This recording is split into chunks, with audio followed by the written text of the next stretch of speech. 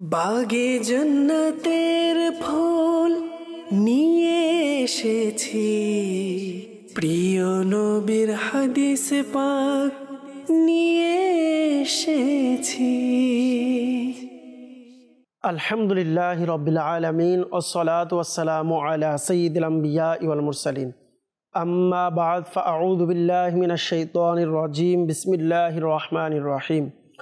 আসসালাতু ওয়াসসালামু আলাইকা ইয়া রাসূলাল্লাহ, আসসালাতু ওয়াসসালামু আলাইকা ইয়া হাবিবাল্লাহ, আসসালাতু ওয়াসসালামু আলাইকা ইয়া নবিয়াল্লাহ ওয়া আলা আলিকা ওয়া আসহাবিকা ইয়া নূরাল্লাহ। মাদানী চ্যানেলের দর্শকবৃন্দ, হাদিস থেকে শিক্ষা এই অনুষ্ঠানের পক্ষ থেকে আপনাদের সকলকে জানাই আরও একবার অভিনন্দন এবং শুভেচ্ছা। মাদানী চ্যানেলের দর্শকবৃন্দ যারা আমাদেরকে দেখছেন, আপনাদের সকলকে বলবো আজকের এই অনুষ্ঠানেও আপনারা বসে যান। আশা করি ইনশাআল্লাহ আজ্জা ওয়া জাল আজকেও আমরা কিছু দিক নির্দেশনামূলক আলোচনা, বিশেষ করে গত পর্বে আমরা হজ সম্পর্কে কিছু গুরুত্বপূর্ণ তথ্য আমরা হাদিসে মুবারাকা থেকে নেওয়ার চেষ্টা করেছি। আজকের অনুষ্ঠানে আমরা হাদিসে মুবারাকা থেকে হজের ফজিলতের ব্যাপারে ইনশাআল্লাহ আজ্জা ওয়া জাল আমরা আলোচনা করার চেষ্টা করব। আসুন অনুষ্ঠান শুরু করার পূর্বেই হাদিসে মুবারাকা শ্রবণ করি দুরূদ শরীফের ব্যাপারে। قال رسول الله صلى الله عليه وسلم من صلى علي في يوم 100 مرة قضى الله له 100 حاجة 70 منها للآخرة و30 منها لدنياه أو كما قال رسول الله صلى الله عليه وسلم। অর্থাৎ আল্লাহ রসুল সাল্লাল্লাহু তাআলা আলাইহি ওয়াসাল্লাম ইরশাদ করেছেন, যে ব্যক্তি আমার উপর দৈনিক 100 বার দুরূদ শরীফ পাঠ করবে, আল্লাহ পাক তার 100টি মনের ইচ্ছাকে পূরণ করবে, 100টি হাজত আল্লাহ তাআলা পূরণ করবে। সুবহানাল্লাহ। তার মধ্য থেকে দুনিয়াতে 30টি আর 70টি আখেরাতে। সুবহানাল্লাহ, আল্লাহু আকবার। দর্শকবৃন্দ, আমরা শুনতে পারলাম যদি কোনো ব্যক্তি আল্লাহ রসুল সাল্লাল্লাহু তাআলা আলাইহি ওয়াসাল্লামের উপর দৈনিক 100 বার দুরূদ শরীফ পাঠ করে, তার কি মর্যাদা রয়েছে, তার জন্য কি উপকার রয়েছে, তার জন্য কি উপহার রয়েছে, আমরা জানতে পারলাম। আসুন আমরা নিয়ত করি, আমরা দিনে কমপক্ষে 100 বার হলেও দুরূদ শরীফ পাঠ করার চেষ্টা করব। সল্লু আলাল হাবিব সাল্লাল্লাহু তাআলা আলা মুহাম্মদ সাল্লাল্লাহু তাআলা আলাইহি ওয়াসাল্লাম, সালাতু ওয়া সালামান আলাইকা ইয়া রাসূলুল্লাহ। দর্শকবৃন্দ, আসুন আজকে যে আমরা হাদিসে মুবারাকা নিয়েছি তা ইবারত শ্রবণ করি। তার আগে বলে রাখি, আজকে যে হাদিসে মুবারক আমরা শ্রবণ করব তা হচ্ছে মুত্তাফাক আলাই হাদিস, অর্থাৎ বুখারী শরীফ এবং মুসলিম শরীফের মধ্যে এই হাদিসটি উল্লেখ রয়েছে। আর কেমন হাদিস হতে পারে তাহলে আমরা বুঝতে পারলাম, আর কি গুরুত্বপূর্ণ একটি হাদিসে মুবারক আমরা শ্রবণ করলে বুঝতে পারব। হযরত আবু হুরায়রা রাদিয়াল্লাহু তাআলা আনহু এই হাদিসের রাবি, ক্বালা, ইনি বলেন, সুইলা রাসূলুল্লাহ সাল্লাল্লাহু আলাইহি ওয়াসাল্লাম আইয়ুল আমালি আফদল, ক্বালা ঈমানু বিল্লাহি ওয়া রাসূলিহি, কিলা সুম্মা মাযা, ক্বালা আল জিহাদু ফিল্লাহ, কিলা সুম্মা মাযা, ক্বালা হজ্জুন মাবরুরুন। সাল্লু আলাল হাবিব সাল্লাল্লাহু তাআলা আলা মুহাম্মদ সাল্লাল্লাহু তাআলা আলাইহি ওয়াসাল্লাম। অর্থাৎ হযরত আবু হুরায়রা রাদিয়াল্লাহু তাআলা আনহু থেকে বর্ণিত, তিনি বলেন, রাসূলুল্লাহ সাল্লাল্লাহু আলাইহি সাল্লামকে জিজ্ঞেস করা হলো কোন আমল সবচেয়ে উত্তম। তখন আল্লাহ রসুল সাল্লাল্লাহু আলাইহি সাল্লাম ইরশাদ করলেন, আল্লাহ ও রসুলের প্রতি ঈমান আনা। নাম্বার 2, আল্লাহ রসুল সাল্লাল্লাহু আলাইহি সাল্লামকে আরজ করা হলো, তখন 2 নম্বরে আল্লাহ রসুল সাল্লাল্লাহু আলাইহি সাল্লাম ইরশাদ করলেন, আল্লাহর পথে জিহাদ করা। আবার আল্লাহ রসুলের দরবারে আরজ করা হলো, আইয়ুল আমালি আফদল, কোন আমল আফজল রয়েছে। তখন আল্লাহ রসুল সাল্লাল্লাহু আলাইহি সাল্লাম ইরশাদ করলেন, মকবুল হজ। সুবহানাল্লাহ। দর্শকবৃন্দ, আমরা যে হাদিসে মুবারাকা শ্রবণ করলাম, আফজল, উত্তম, এখানে উত্তম আফজল মানে হচ্ছে মর্যাদা এবং সওয়াব, অধিক সওয়াব বোঝানো হয়। যেহেতু ঈমান হচ্ছে আকীদা, অর্থাৎ বিশ্বাস এর নাম, আর আকীদা হচ্ছে অন্তরের কর্ম, এই জন্য ঈমানকে আমলের অন্তর্ভুক্ত করা হয়েছে। ইলমে নাহবি যারা আছে তারা জানা চিনা মানাকে অন্তরের কর্ম আফআলে কবুল বলে থাকেন। যেহেতু সকল আলেমের বিশুদ্ধতা ও গ্রহণযোগ্যতা ইমানের উপর নির্ভরশীল, সেহেতু সর্বপ্রথম ইমানের উল্লেখ করা হয়েছে। আমরা জানি বিশুদ্ধ মতে হচ্ছে ইমানের উপর সমস্ত কিছু নির্ভরশীল। সমস্ত কাজ, একজন ব্যক্তি সে যতই কাজ করুক, যতই কিছুই করুক, যতই নেক আমল করুক, তার সর্বপ্রথম যার উপর নির্ভর তা হচ্ছে ইমানের উপর। কেননা যার ইমান নেই, সে যদি কোনো নেকির কাজ করে, সে যদি কোনো পুণ্যের কাজ করে, তাহলে এর প্রতিদান আল্লাহ তাআলা দুনিয়াতে দিয়ে দেন, আখেরাতে এর কোনো প্রতিদান রাখে না। যে ব্যক্তির ইমান ছাড়া সে কোনো নেক কাজ করলো, ভালো কাজে অংশগ্রহণ করলো, তো আল্লাহ তাআলা এটির পরিবর্তে যে প্রতিদান রয়েছে আখেরাতে, তাকে আখেরাতে প্রদান করে না, কারণ তার ইমান নেই। একজন মানুষ জান্নাতে যাওয়ার জন্য, প্রতিদান পাওয়ার জন্য তার সর্বপ্রথম যে শর্ত তা হচ্ছে ইমান। যদি ইমান মানুষের মজবুত থাকে, সঠিক থাকে, আমল কম থাকলেও গুনাহ করার পরেও তাকে শাস্তি দেওয়ার পর তাকে জান্নাতে প্রবেশ করানো হবে। কিন্তু কেউ যদি সারা জীবন ভালো কাজ করে কিন্তু সে ইমান নিয়ে মারা যেতে পারেনি, তাহলে ওই ব্যক্তি সারা জীবনের জন্য জাহান্নামে চলে যাবে। এই আমল তাকে জান্নাতে নিয়ে যেতে পারবে না। এজন্য আমাদের উচিত আল্লাহ পাকের নিকট দোয়া করা, আল্লাহ আমাদের সকলকে ইমান এবং আমলের সাথে দুনিয়া থেকে বিদায় হওয়ার তৌফিক দান করো। আমিন। বিজাহিন নাবিল আমিন সাল্লাল্লাহু তাআলা আলাইহি ওয়াসাল্লাম। সাল্লু আলাল হাবিব সাল্লাল্লাহু তাআলা আলা মুহাম্মদ সাল্লাল্লাহু তাআলা আলাইহি ওয়াসাল্লাম। আর আমরা বুঝতে পারলাম ইমান হচ্ছে একজন মুসলমান, একজন মানুষের জন্য একটি মূল স্তম্ভ, মূল খুঁটি হচ্ছে ইমান। তো ইমান খুবই গুরুত্বপূর্ণ একটি সম্পদ। আর এই জন্যই সর্বপ্রথম আল্লাহ রাসূল সাল্লাল্লাহু আলাইহি সাল্লাম আফজল আমলের মধ্যে সবচেয়ে উত্তম আমলের কথা বললেন, আল ঈমানু বিল্লাহি ওয়া রাসূলিহি। আল্লাহ এবং আল্লাহর রসুলের উপর ইমান আনা সবচেয়ে উত্তম কাজের প্রথম নম্বর কাজ আল্লাহ রাসূল সাল্লাল্লাহু আলাইহি সাল্লাম ইরশাদ করেছেন। দ্বিতীয় নম্বরে আল্লাহ রাসূল সাল্লাল্লাহু তাআলা আলাইহি সাল্লাম উত্তর দিয়েছেন, আল জিহাদু ফি সাবিলিল্লাহ। আল্লাহ তাআলার রাস্তায় জিহাদ করা। আল্লাহর পথে জিহাদের অর্থ হচ্ছে ওই যুদ্ধ যা শুধুমাত্র মহান আল্লাহ তাআলার সন্তুষ্টি লাভের উদ্দেশ্যে, আল্লাহ তাআলাকে খুশি করার জন্য, আল্লাহ তাআলার মহাব্বতে, আল্লাহ তাআলার ভালোবাসায় দুনিয়াবি কোনো কিছু হাসিল না করে, দুনিয়াবি কোনো কিছু অর্জন করা উদ্দেশ্য না থেকে শুধুমাত্র আল্লাহ তাআলার জন্য এবং ইসলামের প্রচার প্রসার করার উদ্দেশ্যে সম্পন্ন করা হয়, ওই জিহাদ মূলত এখানে উদ্দেশ্য। সম্পদ অথবা রাজত্ব বা সম্মান লাভ করার জন্য যে যুদ্ধ হয় সেটা হলো ফিতনা, এটা জিহাদ বলা যাবে না। বলা হয়ে থাকে বাদশাহগণের যুদ্ধ হচ্ছে ফিতনা ফাসাদ ছড়ানো এবং লুট তারাজি, আর কিন্তু মুমিনের যুদ্ধ হচ্ছে আল্লাহ তাআলার আনুগত্য এবং হুজুর সাল্লাল্লাহু তাআলা আলাইহি ওয়াসাল্লাম এবং আম্বিয়া কেরাম আলাইহিস সালাতু ওয়াস সালামের সুন্নত পালন। সুবহানাল্লাহ। এই জন্যই বলা হয়ে থাকে জিহাদ আল্লাহর রাস্তায় করা মুমিন তার উদ্দেশ্য থাকবে। যেহেতু হজে শারীরিক ও আর্থিক ইবাদতের সমাবেশ ঘটে, হজের মধ্যে যেভাবে শারীরিক সাথে সম্পর্ক ইবাদত, সেভাবে আর্থিকভাবেও হজের সম্পর্ক রয়েছে এই ইবাদতের। সেটারও বিরাট মর্যাদা আল্লাহ তাআলা দান করেছেন। হজ্জে মকবুল অথবা মাবরুর হজ হচ্ছে ওই হজ যাতে লড়াই, ঝগড়া, গুনাহ, রিয়া এই সমস্ত কিছু থাকবে না, সমস্ত কিছু থেকে মুক্ত এবং বিশুদ্ধভাবে সম্পূর্ণ করা হয়। ওই হজ হজ্জে মাবরুর অথবা হজ্জে মকবুল হজ বলা হয়। শর্তব্য যে কোনো কোনো হাদিসে ইমানের পর নামাজের কথা কিন্তু উল্লেখ রয়েছে।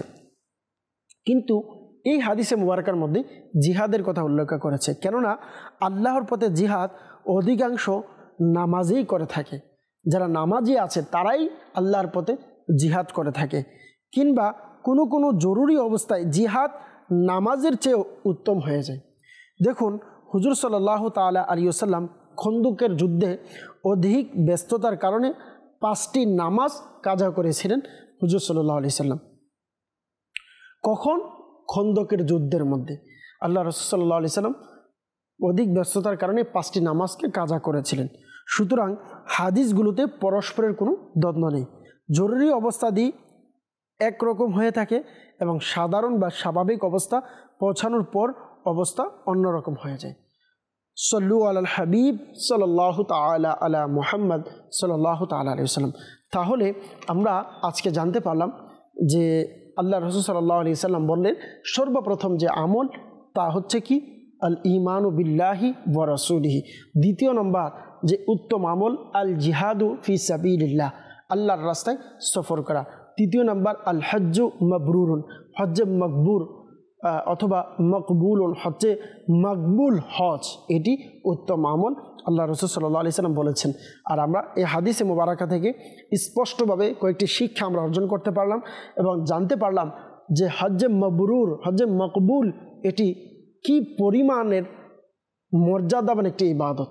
সুবহানাল্লাহ। সল্লু আলাল হাবিব সাল্লাল্লাহু তাআলা আলা মুহাম্মদ সাল্লাল্লাহু তাআলা আলাইহি ওয়াসাল্লাম। এভাবে আমরা যদি দেখি, আল্লাহ রাসূল সাল্লাল্লাহু তাআলা আলাইহি ওয়াসাল্লাম নিজেই হজের ব্যাপারে, হজের যে প্রতিদান রয়েছে তা নিজেই আল্লাহ রাসূল সাল্লাল্লাহু আলাইহি ওয়াসাল্লাম ইরশাদ করেছেন। যে ব্যক্তি আল্লাহ তাআলার উদ্দেশ্যে অর্থাৎ আল্লাহ তাআলার সন্তুষ্টির জন্য যে ব্যক্তি হজ করবে, তখন না সে অশ্লীল কথাবার্তা বলবে আর না সে অহেতুক ফাসিক কথাবার্তা বলবে। যদি কেউ এমনভাবে হজ করে, আল্লাহর রাসূল সাল্লাল্লাহু তাআলা আলাইহি ওয়াসাল্লাম ইরশাদ করলেন, তাহলে সে এমন তো অবস্থায় প্রত্যাবর্তন করবে যেন তার মা তাকে আজকেই প্রসব করেছে। সুবহানাল্লাহ, আল্লাহু আকবার। কি ফজিলত হাদিসে মুবারাকার মধ্যে আল্লাহ রাসূল সাল্লাল্লাহু তাআলা আলাইহি ওয়াসাল্লাম ইরশাদ করেছেন। এই হাদিসে মুবারাকা একটি শব্দ আমরা শুনলাম, হুজুর সাল্লাল্লাহু আলাইহি ওয়াসাল্লাম ইরশাদ করলেন ফালাম ইয়ারফুস। রাফাস যে শব্দটি রয়েছে হজের বর্ণনায়, রাফাস শব্দ মানে হচ্ছে, আমরা জানি স্বামী স্ত্রীর যে সম্পর্ক বা স্বামী যে সময় রয়েছে এটিকে বলা, অথবা বিশেষ সময়ের কোনো কথাবার্তা আলাপ আলোচনাকে রফাস বলা হয়। আর পাপাচার, যেটাকে আমরা ফাসাক শব্দের মধ্যে শুনেছি, আল্লাহ রাসূল সাল্লাল্লাহু আলাইহি ওয়াসাল্লাম হাদিসে পাকে বললেন, এটার মানে হচ্ছে সাথীদের সাথে লড়াই ঝগড়া করা, এই সমস্ত কাজ। অর্থাৎ যে ব্যক্তি আল্লাহ তাআলার সন্তুষ্টি লাভের জন্য হজ করবে এবং হজকে অশ্লীল কথাবার্তা থেকে এবং ঝগড়া ফাসাদ থেকে পাক পবিত্র রাখবে, আল্লাহ তাআলা তার প্রতিদান কি দিবেন? ওই ব্যক্তি এমন যেন তার মা তাকে আজকে জন্ম দিয়েছে। সুবহানাল্লাহ। তো এই হাদিসে মুবারাকায় আমরা জানতে পারলাম যে আসলেই হজ চলাকালীন সময়েও খারাপ কাজ করা বা খারাপ কাজে দাবিত হবে, এই সমস্ত কাজ থেকেও আমাদেরকে বিরত থাকতে হবে। এমনিতেও এই সমস্ত কাজ, ফাহেসা কথাবার্তা বলা, ঝগড়াঝাটি করা, এই সমস্ত কাজ করা বা এগুলো এমনিতেও নর্মালিভাবে হারাম, সাধারণভাবে হারাম রয়েছে। তো হজের সময়ে বিশেষভাবে এটিকে গুরুত্ব দেওয়া হয়েছে। দেখুন, আল্লাহ পাকের দয়ায় যারা হজ করার সৌভাগ্য হবে, তারা যখন মদিনা শরীফে মক্কায় যাবে, অনেক মানুষ, অধিক লোক হওয়ার কারণে অনেক সময় অনেক কষ্ট পড়ে যায়, ঝগড়ার উপক্রম হয়ে যায়। কিন্তু তখন প্রত্যেক ব্যক্তিকে হাদিসে মুবারাকার সামনে রেখে ধৈর্য ধারণ করতে হবে। আল্লাহ তাআলা চাইতে ইনশাআল্লাহ এর বরকত পাবে। সল্লু আলাল হাবিব সাল্লাল্লাহু তাআলা আলা মুহাম্মদ সাল্লাল্লাহু তাআলা আলাইহি ওয়াসাল্লাম। হজ এর ব্যাপারে আমরা শুনেছি, যে ব্যক্তি উমরা করবে, আল্লাহ তাআলা যাদেরকে উমরা নসিব করবে তাদের জন্য কি প্রতিদান রয়েছে আমরা যদি দেখি। আসুন, আল্লাহ রাসূল সাল্লাল্লাহু তাআলা আলাইহি ওয়াসাল্লাম এই ব্যাপারে কি বলেছেন। আল্লাহ রাসূল সাল্লাল্লাহু আলাইহি ওয়াসাল্লাম বললেন, আল উমরাতু ইলাল উমরাতি কাফারাতুন লিমা বাইনাহুমা ওয়াল হজ্জুল মাবরুরু লাইসা লাহু জাযাউন ইল্লাল জান্নাহ সুবহানাল্লাহ আও কামা ক্বালা রাসূলুল্লাহ সাল্লাল্লাহু আলাইহি সাল্লাম। আমরা যে হাদিসে মুবারাকা শ্রবণ করলাম, এখানে আল্লাহ রাসূল সাল্লাল্লাহু আলাইহি সাল্লাম ইরশাদ করলেন যে এক উমরা দ্বিতীয় উমরা পর্যন্ত মধ্যবর্তী গুনাহের জন্য কাফফারা। সুবহানাল্লাহ। কেউ যখন একটি উমরা করবে, দ্বিতীয় আরেকটি উমরা করার মাঝখানে গুনাহের কাফফারা এই উমরা করা, এটার প্রতিদান আল্লাহ রাসূল সাল্লাল্লাহু আলাইহি সাল্লাম বললেন। কিন্তু যে ব্যক্তি হজ্জে মাবরুর মকবুল হজ হয়েছে এমন হজ করবে, তো হজের বিনিময় আল্লাহ রাসূল সাল্লাল্লাহু আলাইহি সাল্লাম ইরশাদ করলেন লাইসা লাহু জাযাউন, এটির জাযা নেই, ইল্লা তবে আছে, সেটা কি? আল জান্নাহ। সুবহানাল্লাহ। হজ্জে মাবরুরের জাযা, এর প্রতিদান হচ্ছে জান্নাত। সুবহানাল্লাহ। আল্লাহ তাআলা আমাদের সকলকে হজ্জে মাবরুর নসিব করুক। দেখুন, আল্লাহ রাসূল সাল্লাল্লাহু তাআলা আলাইহি ওয়াসাল্লাম যারা হজ করবে তাদের জন্য প্রতিদান বলেন জান্নাত রয়েছে। সুবহানাল্লাহ। তো আমাদের উচিত এত বড় একটি ফজিলতপূর্ণ আমল, এটি করার ক্ষেত্রে অবশ্যই আমার আপনার নিজেকে খেয়াল রাখতে হবে। হজ্জে মাবরুর, হজ মকবুল হয়েছে, এটির একটি আলামত আমার আকায়ে নিয়ামত আলা হজরত মুজাদ্দিদে দ্বীন ও মিল্লাত আশিকে মাহে রিসালাত আলা হজরত রহমতুল্লাহ তাআলা আলাইহি, ইনি খুবই সুন্দরভাবে বলেন সে পূর্বে থেকে উত্তম হবে। অর্থাৎ পূর্বের যে অভ্যাস, খারাপ গুনাহ তার মাঝে ছিল, এগুলো দূর হয়ে যাবে এবং আসার পর সে এগুলো থেকে বেঁচে থাকতে পারবে। তো এটি হচ্ছে হজ্জে মাবরুরের একটি আলামত। তো আমাদের উচিত আমরা আল্লাহ তাআলার দয়ায় যারা হজ করতে পেরেছি, যাদেরকে আল্লাহ তাআলা নসিব করেছে, যারা দর্শকবৃন্দ আমাদেরকে দেখছেন, দোয়া করি যারাই আমাদেরকে শুনছেন, আল্লাহ তাআলা আপনাকে, আপনাদেরকে, আমাকে, আমাদের সকলকে আল্লাহ তাআলা হজ্জে মকবুল, হজ্জে মাবরুর আমাদেরকে নসিব করুক। আমিন। সাল্লু আলাল হাবিব সাল্লাল্লাহু তাআলা আলা মুহাম্মদ সাল্লাল্লাহু তাআলা আলাইহি ওয়াসাল্লাম। প্রিয় মাদানী চ্যানেলের দর্শকবৃন্দ, আল্লাহ রাসূল সাল্লাল্লাহু তাআলা আলাইহি ওয়াসাল্লাম এর দয়ায় যেই সকল মুসলমানেরা রমজান মাসে আল্লাহ তাআলার দয়ায় রমজানে উমরা করবে, তাদের আলাদা ফজিলত রয়েছে।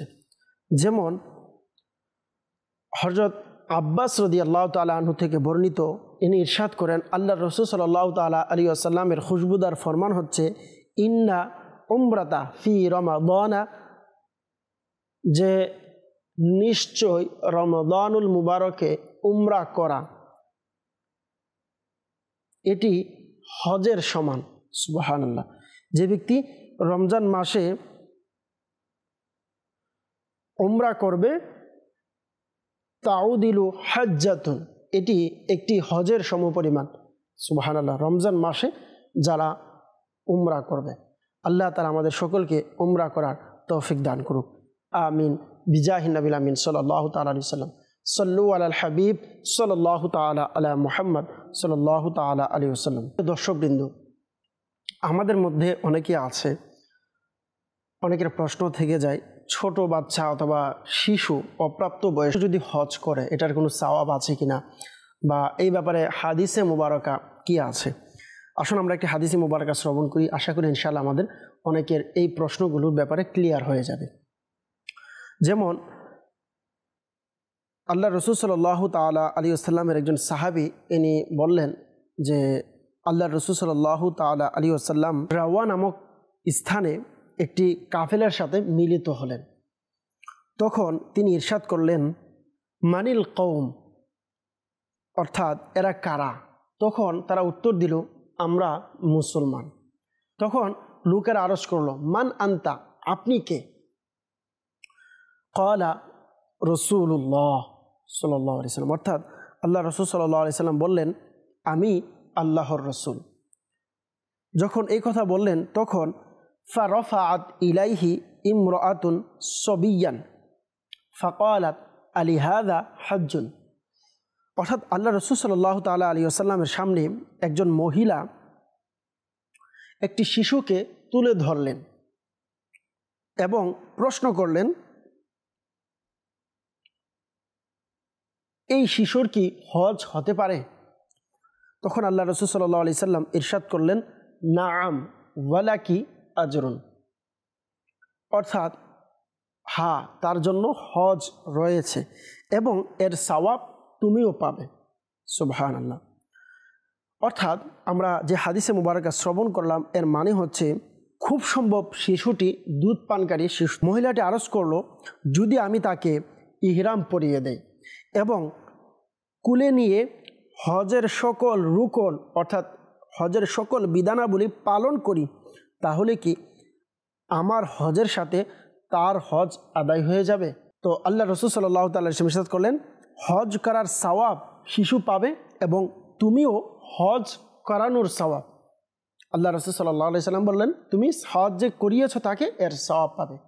উলামায়ে কেরামগণ, ফকিহগণ বলেন, যদিও অপ্রাপ্ত বয়স্ক শিশু হজ এর সওয়াব থেকে বের হয়ে যাবে, কিন্তু তার ইসলামের ফরজকৃত হজ আদায় হবে না। প্রাপ্তবয়স্ক হলে এই হজটিকে আবার পুনরায় আদায় করে দিতে হবে।